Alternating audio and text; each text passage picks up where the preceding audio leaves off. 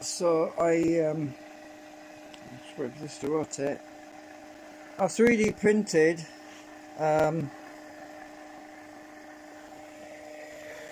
these little things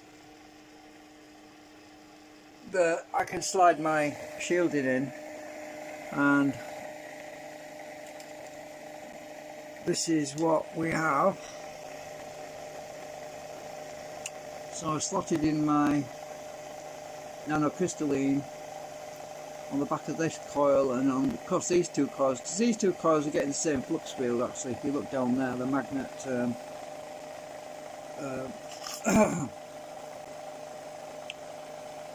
this magnet here is the same field coming through, so these two reflectors add flux because these two coils are getting the same field, whether it be north or south, I don't know, it depends on which it is when it's rotating, right? So this field is independent, this is a separate field, so it's getting the field from this one, and this one's obviously getting the field from this magnet through here, and this other reflector at the back is picking up that field from the rotor switching as it spins. And what is our voltage? Pretty good.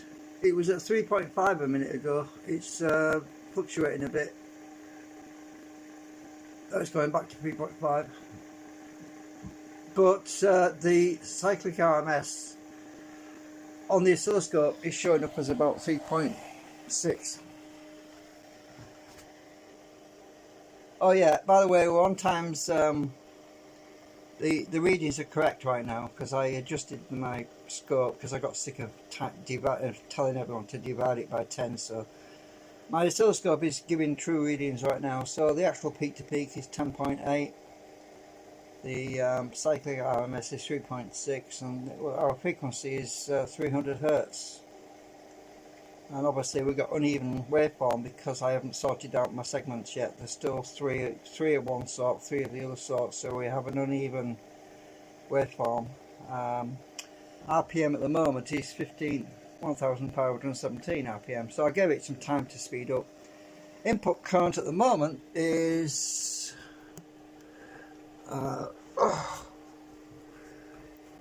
input current at the moment is 200, what's it?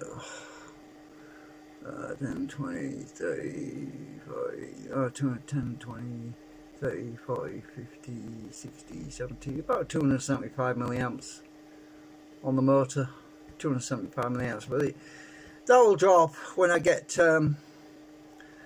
more nanocrystalline material on, because as I say, when I add more nanocrystalline material, it speeds up.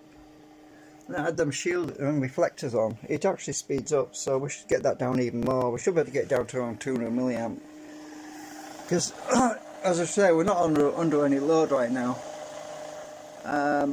but it does increase speed when I put these reflectors on. And obviously you can tell by the fact that the current is a bit lower than what it used to be. On the input is a bit lower. I have to sort these. I've got to wind more coils on here actually as well. But that coil is 32 SWG and these are 33, 34. I was going to leave that coil in anyway. I thought I could take it off and put the new wire on, but it's not going to make a big difference. I'm already making a bit of a gain anyway, so whatever losses I have on that coil, I should gain from the other wire. So I've got to wind the other canopy at the bottom down at the bottom there, because that's not got no wire on it yet, which is going to be probably the next job. I'll probably do the bottom one first. So I've 3D printed these. I designed these little clips to stick the nanocrystalline core on, and working out a lot better than sticking blue tack on, because blue tack moves around, and my friend was talking, so why use blue tack or elastic band? Well, yeah, all that stuff moves around. I want these things rigid, I want them stable. The main reason is when you put this stuff on, it starts vibrating, and it would cut through the rubber band. If it was held on with an elastic band, it would vibrate and cut through it, and blue tack's not permanent, it moves around. especially when it gets warm, you can't keep it in one place. And these, I like these little clips, these little plastic holders. I just slide the nanocrystalline material in. I can slide it out if I want, and I could double up. Now, if I stick this extra bit on the back, which shows me that I do need a bit more, so I might have to actually put some more pieces in here. So when I hang this on the back like this, like that, oops, I'm not showing you, am I? When I stick that on the back, oh, you see it vibrates, we get more output. So, and RPM goes up.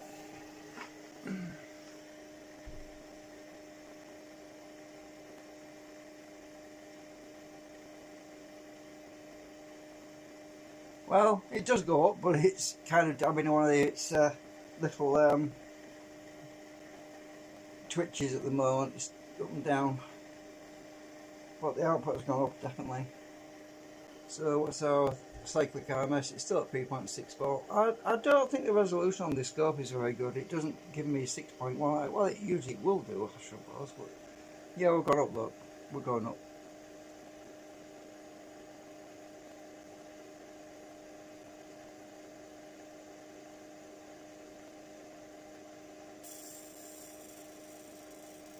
So yeah, and 3.55 now, look. So what difference that makes? The reflectors do a good job, but yes, I am still losing RPM when I put a load on it. So let's switch to current.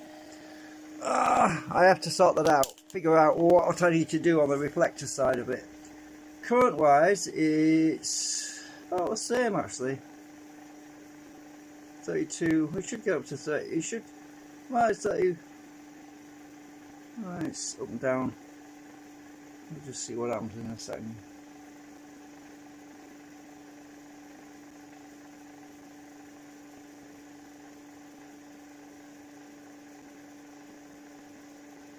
We have lost a bit of RPM though. What is it?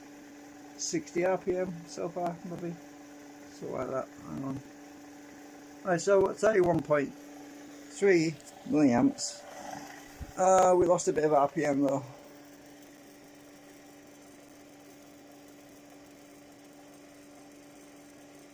It's not bad.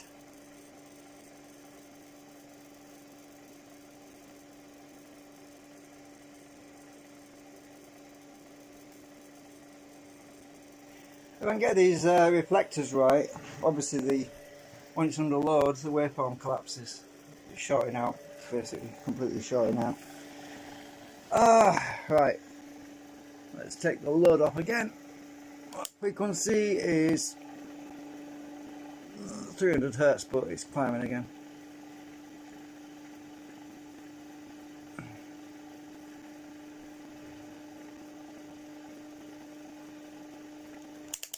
Right, voltage.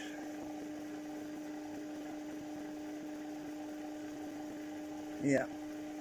I am happy with the results so far, but as I say, there's still a lot of fine tuning to do.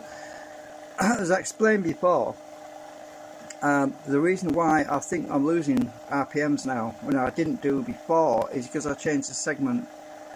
I changed the arrangement on the segments, and they're basically vertical at the moment like this, and I need to move back to the original design, but using ferrite instead of steel. Instead of using steel, I want to use ferrite, and because I can't get these slugs, more than one slug in here, I need to tilt them to the left and this one to the right, and put some round slugs, round ferrite pieces. I have to buy that yet, so I haven't got enough. I have got a few, but I haven't got enough.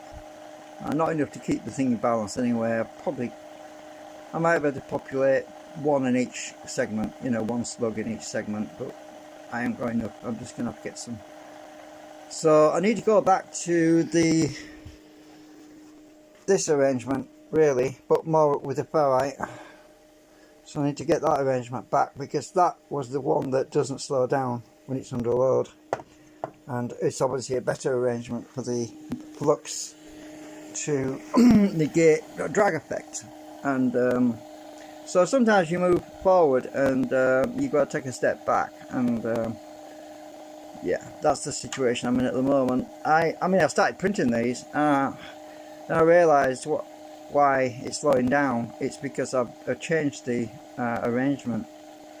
Now, having the nanocrystalline pieces in there isn't sufficient. It's actually going backwards. It's going the other way. If you look, it's actually curling from the centre to the bottom, but it does create some rejection, as in anti-drag effect, but not enough. And I've only got 3 segments with this piece on. The other 3 haven't got them in yet, so that's probably why I'm seeing drag anyway. But yeah, I'm going to go and redesign that. So just a quick update, but it's very promising on the reflectors, as I say. Yeah, I'm quite happy with that. I just need a bit more reflection on there. This is just resting on the back, this piece. I do need more material on there. Okay, right, that's it for now.